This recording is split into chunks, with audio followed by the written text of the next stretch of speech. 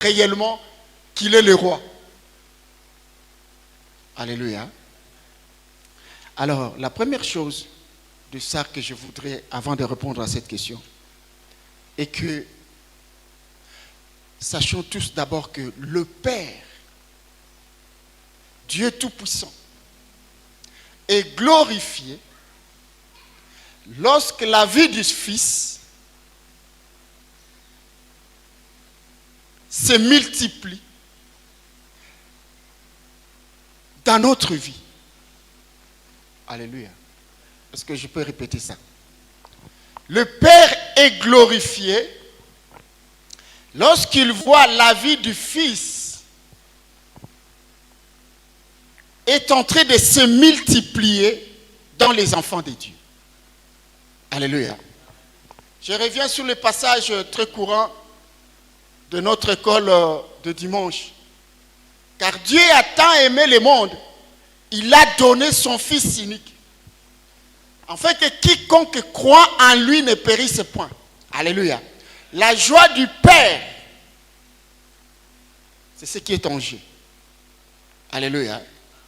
C'est lorsque la vie est en train de se révéler dans les gens, il a la joie que ceux-là, dans lesquels la vie du Fils est en train de se révéler, ils ont la vie. Alléluia. Maintenant, que signifie glorifier le Père? Glorifier le Père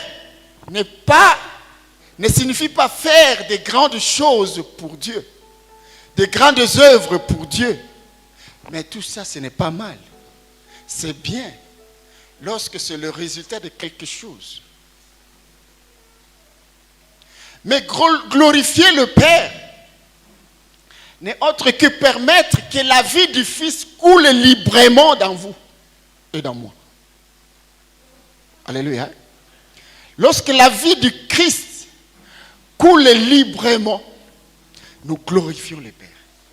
Et toutes les œuvres que vous pouvez produire qui résultent de cette vie du Christ qui coule librement à nous, là vous glorifiez le Père.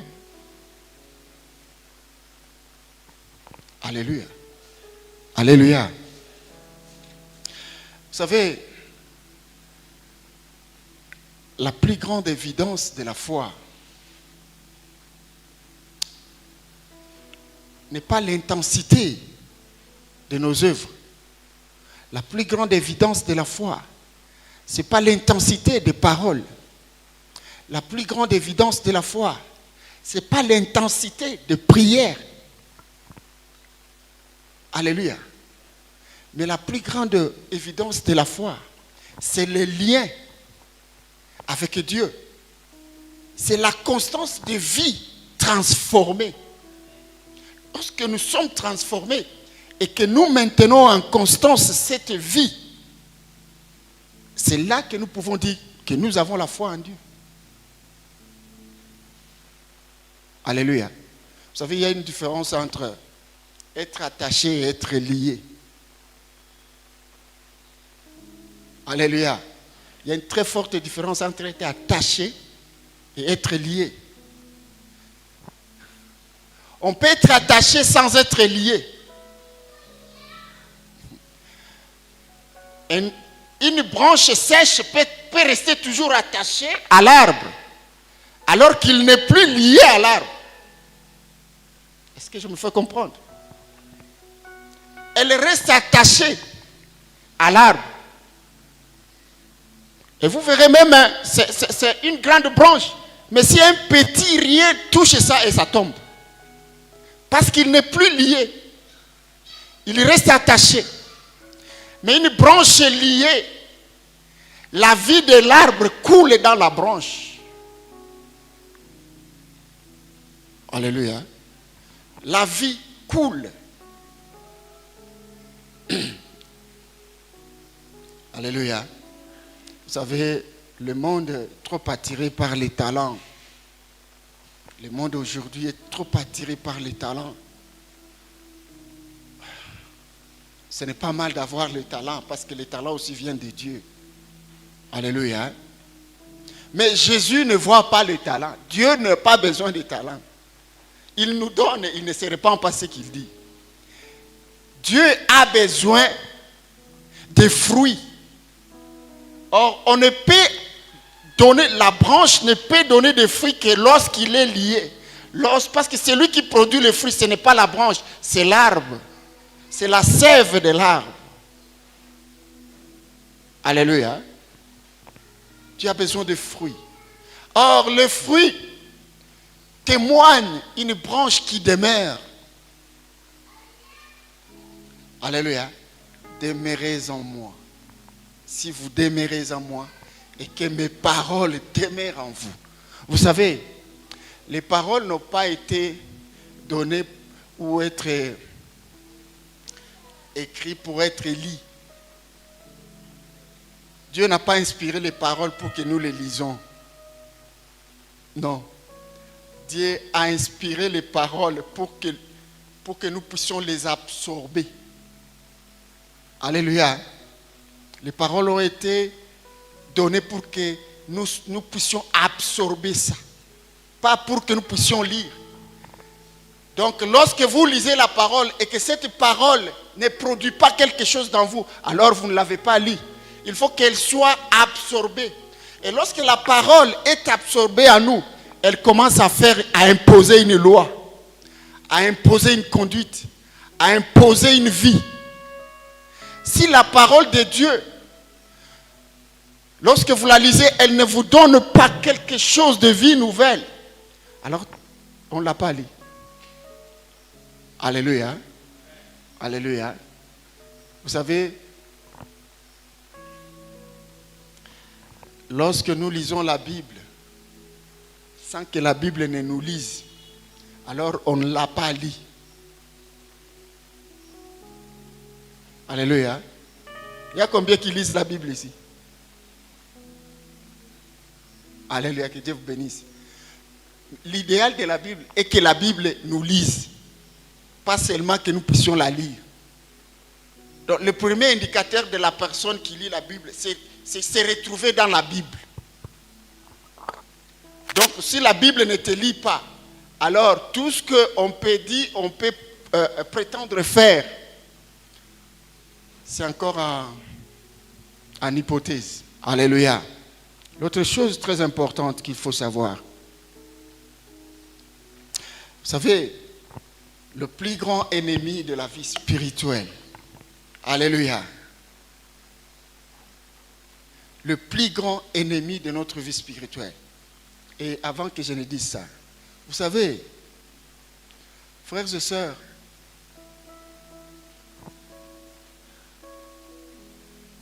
quittons la vie naturelle. Parce qu'il n'y a aucune promesse dans la Bible avec la vie naturelle. Il n'y en a pas. On ne peut rien gagner dans la vie naturelle. La Bible qui dit, allez et assujettissez la terre. Or, on ne peut pas assujettir la terre avec cette vie naturelle. C'est pratiquement impossible. Tout est spirituel. Alléluia. Tant qu'on reste dans... Vous savez, le monde est en agitation, de telle sorte que si on arrive à comprendre l'agitation dans le monde spirituel aujourd'hui, on n'a pas l'état même de dormir. Alléluia. Si Dieu seulement te révélait l'adversité autour de toi. Les gens pensent que quand ils dorment et ils se réveillent, ils pensent qu'il n'y a pas d'adversité autour d'eux. Mais regarde ta vie. Toute notre vie est l'expression visible de l'adversité autour de nous. Nous sommes environnés par l'adversité. Si on ne plonge pas dans une vie spirituelle, c'est difficile de nous en sortir. Alléluia. Et ce qui est ennemi de notre vie spirituelle, le grand ennemi, c'est de se contenter de la proximité. Nous avons toujours tendance à nous satisfaire de la proximité. La proximité, qu'est-ce que je veux dire? Je suis baptisé, je vais chaque matin à l'église, je chante. Hein? Alléluia. nous contenter de ça. Alléluia. Au lieu de mener une vie de liaison réelle, Dieu n'a pas besoin de proximité. Dieu n'a pas besoin des gens. Vous savez la proximité. Bon. Et la proximité, elle veut toujours montrer à nous l'intensité des actes qui sont visibles. Il vient chaque jour. Il vient, on le voit chaque jour. Non, ça ne nous aidera à rien. Tout ça, c'est très important. Moi, je voudrais bien le dire que lorsque vous venez, vous savez, c'est le culte francophone. Alléluia. Ne vous découragez pas. Tous les grands cultes francophones de cet espace, de cette ville, ont commencé comme ça. Qu'on ne vous dise pas, oh, Arche, oh, la source, oh, oh. Ils ont commencé à 2, à 3. Qu'on ne vous trompe pas. Si nous sommes en gestation, un jour aussi on sera plein. Qu'on ne vous trompe pas. Qu'on ne vous intimide pas. Alléluia. Ils ont commencé aussi à 2 et à 3. Qui vous dira, quelqu'un me dit, même le vieux me parlait de l'histoire des arches. Ils ont commencé dans une maisonnette en planche. Mais aujourd'hui c'est une église qui se prêche. C'est un méga church de la ville. Mais ils ont commencé aussi à 2, 3. Mais qu'est-ce qui doit faire notre différence? C'est lorsque quand nous venons, je ne regarde pas mon frère qui est là-bas. Mais je regarde d'abord ma présence devant Dieu. Ne te contente pas des chiffres. Ne te contente pas de je ne sais pas qui. Regarde-toi. Est-ce que je vais devant qui? Je vais voir qui? Est-ce que je vais voir un homme? Je vais voir une femme? Non, moi je vais devant Dieu, c'est tout. Ne nous contentons pas de proximité, qu'on nous voie que nous sommes là. Non, contentons-nous de notre liaison réelle avec Dieu. Seigneur, je suis ici, je suis devant toi. Je ne vois personne autour de moi. Alléluia. Parce que l'énergie que tu peux produire là-bas, toi seul, peut amener 100 personnes demain. Qui sait? Qui sait? Dieu ne commence pas par beaucoup. Où est-ce que Dieu a commencé par beaucoup? Où? Dans la Bible de la Genèse à l'Apocalypse, où est-ce qu'il a commencé par beaucoup? Il a commencé par une personne qui est disposée. Une personne qui s'amène, qui se rend à Dieu. Il arrive, il voit un type comme Gédéon qui se croyait faible. Il dit, c'est toi le vaillant héros. Alléluia. Jusqu'à ce qu'il n'arrivait pas même à comprendre le langage de Dieu. Dieu n'a pas besoin de beaucoup. Dieu n'a pas besoin de gens qui se disent, moi je suis capable de ceci. Non. Dieu a besoin de celui qui s'abandonne. Qui dit que je suis ce matin devant toi. Et ce que j'aime de Jésus, lorsque tu viens comme ça, lui aussi voit qu'il est venu vraiment avec un cœur pur devant moi. Ce n'est pas comme nous faisons des Real de Madrid. Ils ne nous voient pas, ils ne nous connaissent pas. Non. Mais lui, quand tu viens comme ça, il peut faire seulement avec toi des choses qu'il ne peut pas faire avec moi. Vous savez, Dieu se plaît d'une personne spirituelle liée à lui. Plus que 1000 personnes qui viennent juste pour le spectacle à l'église. C'est ça Dieu. Alléluia. Vous savez, la plus grande œuvre de la grâce, la plus grande œuvre de la grâce n'est pas de nous rendre les hommes impressionnants. Non. La plus grande... Alléluia. La plus grande œuvre de la grâce, ce n'est pas de faire de vous une personne impressionnante. Ce n'est pas de faire de moi une personne... Non. C'est faire de moi une personne la plus dépendante de lui. Si la grâce ne te pousse pas à l'humilité devant Dieu, une humilité absolue, une dépendance complète, alors ça, ce n'est pas la grâce. Et c'est là que le diable met des pièges. L'orgueil commence lorsqu'on commence à croire que je suis capable, je sais déjà, je suis. Tu commences à t'éloigner déjà de la grâce. Alléluia. Ne nous négligeons pas. Alléluia. Seulement Je voudrais aujourd'hui que tu comprennes qui est, quand est-ce que Jésus est roi. Jésus, quand est-ce qu'il est roi au juste? Jésus devient roi lorsque tu es dépouillé de la nature charnelle et tu es revêtu d'un homme nouveau qui est lui seul. Parce que Paul dit, ce n'est plus moi qui vis, c'est Christ qui vit en moi. Là, Jésus devient ton roi. Et là, tout ce que tu déclareras, quand tu es en face de lui, c'est lui maintenant qui opère en vous. Et il devient roi. Et il va dire, maintenant je vais me manifester roi sur cette personne. Alléluia. Quand est-ce que Jésus est roi? Jésus devient roi quand nous devenons l'expression visible de sa nature sur terre. Lui, c'est un esprit. Et il a dit, je vais bâtir mon église propre à moi. Et c'est tout. Et c'est toi et moi. Pour refléter sa vie sur terre. Alléluia.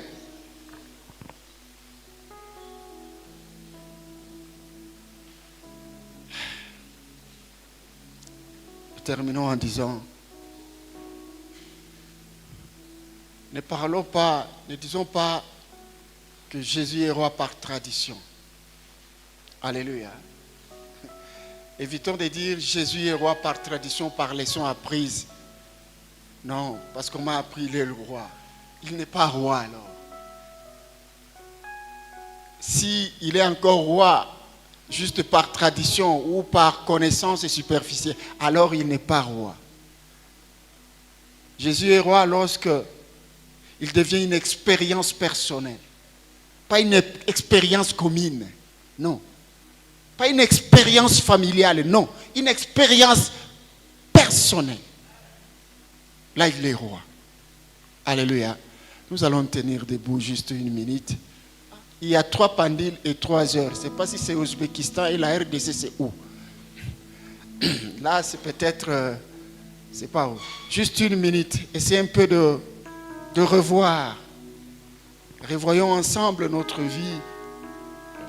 Essayons de voir, est-ce que réellement, Jésus est déjà roi dans notre vie. Ça ne servira à rien de tout faire, de tout accomplir lorsque Jésus ne se voit pas en nous. Ce qui est plus précieux pour Jésus est que quand tu déclares il est roi, il se regarde en nous. Et quand il ne se voit pas en nous, il se dit, mais je ne suis pas son roi. Il est en train de dire que je suis son roi alors que je ne suis pas son roi. Et Paul ici qui est en train de nous dire, nous devons nous revêtir de l'homme nouveau qui est lui Christ. Et que l'ancien ne disparaisse. C'est là que Jésus devient roi. C'est d'ouvrir ta bouche et de dire quelque chose, de t'abandonner. Abandonne-toi seulement. Dieu a besoin seulement de la disposition de ton cœur. Il n'a pas besoin de tes efforts. Il peut faire ce qu'il veut. Il s'appelle El Shaddai, qui ramène du néant à l'existence. Qui ramène... Il n'a pas besoin d'une aide de personne pour faire ce qu'il veut accomplir sur votre vie. Voilà pourquoi on l'appelle Elohim. Abandonne-toi seulement. Montre-lui que mon cœur est disposé à ce que tu sois mon roi. Je ne serai pas de moi-même. Je m'abandonne à toi ce matin. Fais ce que tu veux que je sois. Prions notre Seigneur. Oh, alléluia. Christ le roi des rois. Qui d'autre comme toi, qui est comparable à toi. Quelle serait ma vie sans toi? Qu'est-ce que je vaux sans toi? Jésus-Christ, c'est toi qui es tout pour moi. L'artisan de mon bonheur parfait. C'est toi, Jésus, Christ le roi des rois. Je viens m'abandonner à toi. Je viens encore me confier à toi. Je viens encore, Seigneur, me rendre à toi. Seigneur, je ne suis pas capable, mais c'est toi qui rends capable. Je ne suis pas spécial, mais c'est toi qui fais de quelqu'un spécial. Voilà pourquoi David a dit, il est heureux, Seigneur, de l'avoir créé une belle créature. Parce que c'est toi qui l'avais rendu important dans toute sa famille, alors qu'il était rejeté de tout le monde. Et tu peux aussi le faire pour moi. Seigneur Jésus, je m'abandonne à toi encore ce matin. Jésus, viens encore. Jéhovah, je veux que mon cœur palpite seulement de la soif de toi, que mon cœur palpite du grand désir de te chercher. Je ne veux que toi, parce que sans toi je suis rien, je sais rien, je vaux rien. C'est avec toi que je suis quelque chose, c'est avec toi que ma vie a un sens, Père. Ma vie n'a qu'un sens lorsque toi tu es révélé à moi. Jéhovah, gloire à toi ce matin, Père. Oh, alléluia. Je prie pour ces frères, pour cette soeur qui est disposée ce matin à faire quelque chose, à ce que toi tu fasses quelque chose dans sa vie. Je prie pour son être, âme, corps, esprit. Jésus, que tu ramènes, que tu dévores et que tu crées un vent nouveau. Seigneur Jésus-Christ, au travers de ton Père, laisse qu'un vin nouveau coule sa vie. Enfin, Seigneur, que toute sa volonté soit orientée à toi, à ne chercher que toi. Gloire à toi, Seigneur Jésus.